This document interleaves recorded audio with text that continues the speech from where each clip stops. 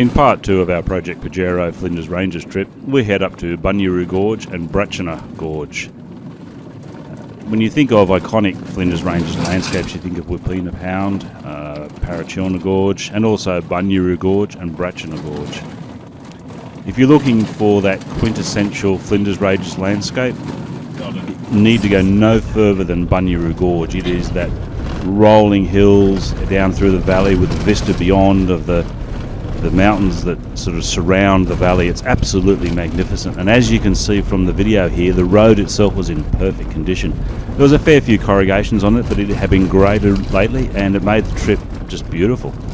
Easy drive, could easily be done by an all-wheel drive SUV as well, and even two-wheel drive.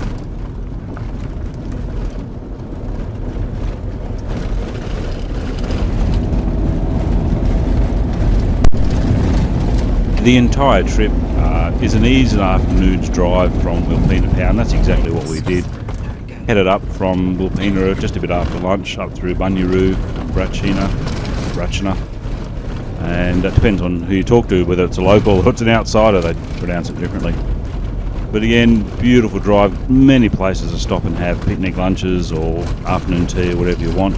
And the countryside is just magnificent. It changes as you drive and it engages you all the way through.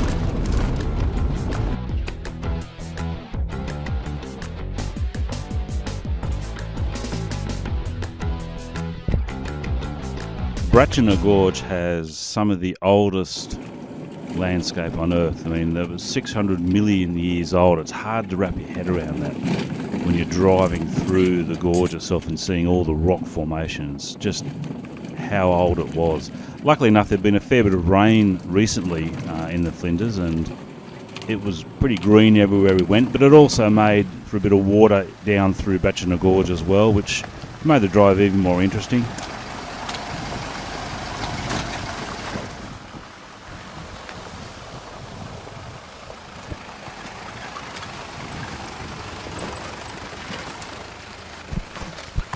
One thing we were thankful for, because it's a really rocky track in there as well, that we had our Bridgestone D697 all-terrains on.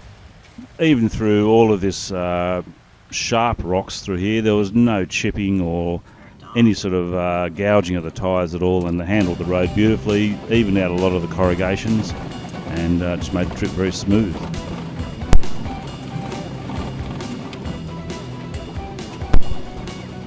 One thing you will notice if you went at the time that we did in that late afternoon is that you will be driving into the sun a fair bit, which is not a problem, but it just makes the videoing a bit difficult. The other thing you'll notice is that the gorge itself, you're talking about a river that's 600 million years old that's cut through the rock face, so it becomes quite dark inside there and you don't realise that it's still light outside.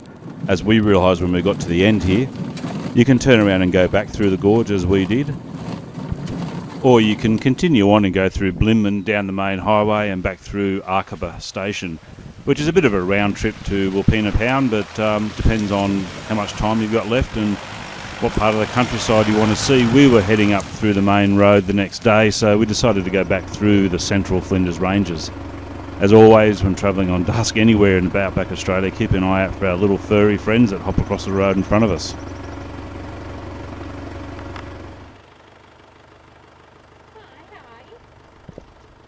We'd like to leave you, or this video, with a sunset in the Flinders Ranges. Magnificent. The light on the rocks changes colours, just stunning, and it's part of the scenery and the whole vista of what makes up the Flinders Ranges as to be a must-do destination for anyone that's wanting to travel out back Australia.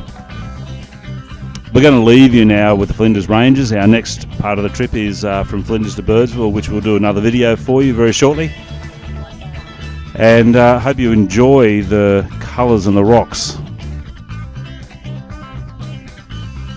As always, many thanks to our Project Pajero sponsors, who without their help this trip would not have been possible, and they make our journey so much easier.